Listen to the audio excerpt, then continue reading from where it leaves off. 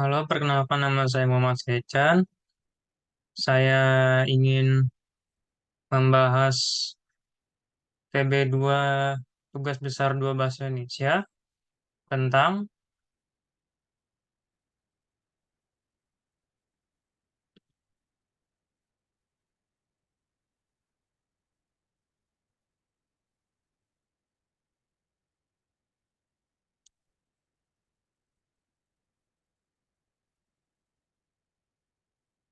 apakah bisa bahasa Indonesia berpotensi menjadi bahasa ASEAN.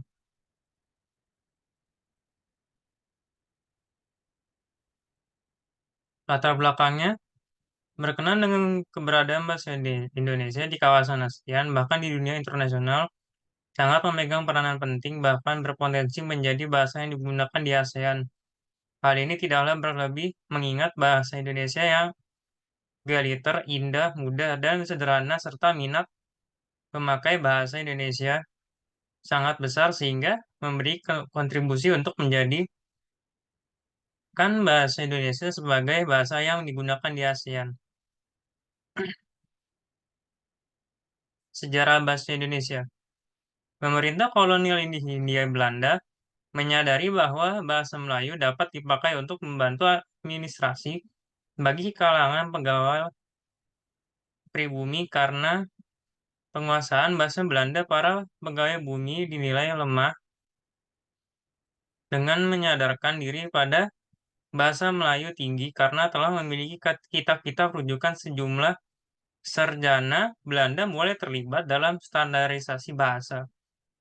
Promosi bahasa Melayu pun dilakukan di sekolah-sekolah dan didukung dengan penerbitan karya sastra dalam bahasa Melayu. Akibat pilihan ini terbentuklah embrio bahasa Indonesia yang secara perlahan mulai terpisah dari bentuk semula bahasa Melayu Riau Johor.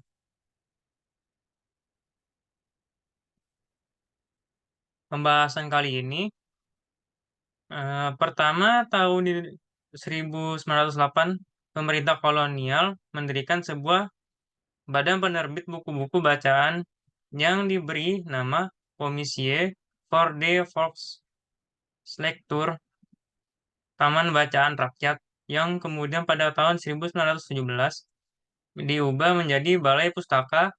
Badan penerbit ini menerbitkan novel-novel seperti Siti Nurbaya dan salah kasuhan buku-buku penuntun bercocok tanam. Penuntun memelihara kesehatan yang tidak sedikit membantu penyebaran bahasa Melayu di kalangan masyarakat luas. Yang kedua, pada tanggal 28 Oktober 1928, secara resmi Muhammad Yamin mengusulkan agar bahasa Melayu menjadi bahasa persatuan Indonesia. Yang ketiga, ada pada tahun 1933, berdiri sebuah angkatan sastrawan muda yang menamakan dirinya sebagai penjaga baru yang dipimpin oleh Sultan Takdir Alisya Bana. Keberadaan bahasa Indonesia di ASEAN dalam usianya yang genap 108 tahun, bahasa Indonesia terus berkembang untuk memenuhi kebutuhan komunikasi pada masyarakat global sehingga bahasa Indonesia berpotensi menjadi jabatan, jembatan penghubung antar bangsa, terutama di kawasan ASEAN. Bahasa Indonesia berpeluang menjadi bahasa utama ASEAN karena mempunyai beberapa faktor berikut. Yang pertama, bahasa Indonesia mempunyai struktur yang sederhana, oleh karena itu bahasa Indonesia sangat mudah dipelajari. Di samping itu, bahasa Indonesia juga mempunyai daya serap kosakata yang kuat.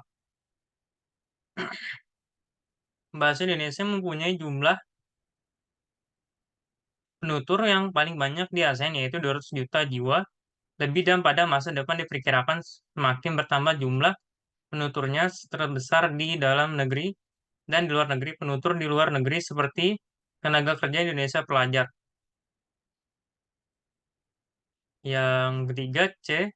Sektor ekonomi makro di Indonesia yang berkembang pesat menjanjikan lahan investasi bagi investor asing. Itulah pintu gerbang untuk mengenalkan bahasa Indonesia kepada dunia. analisis SWOT internasional bahasa Indonesia, kita patut berbangga karena kita memiliki bahasa sendiri untuk menjadikan bahwa dijadikan bahasa Indonesia, apalagi bahasa Indonesia merupakan bahasa yang besar di Asia Tenggara. Berbukti dengan lebih 200 jiwa lebih menggunakan bahasa Indonesia. Bahasa Indonesia sudah direncanakan menjadi bahasa internasional. Rencana internasionalisasi bahasa Indonesia ini terutama dalam Undang-Undang Nomor 24 Tahun 2009 tentang bendera, bahasa, dan lembaga negara serta lagu kebangsaan. Dari hasil analisis SWOT internasionalisasi bahasa Indonesia mengatakan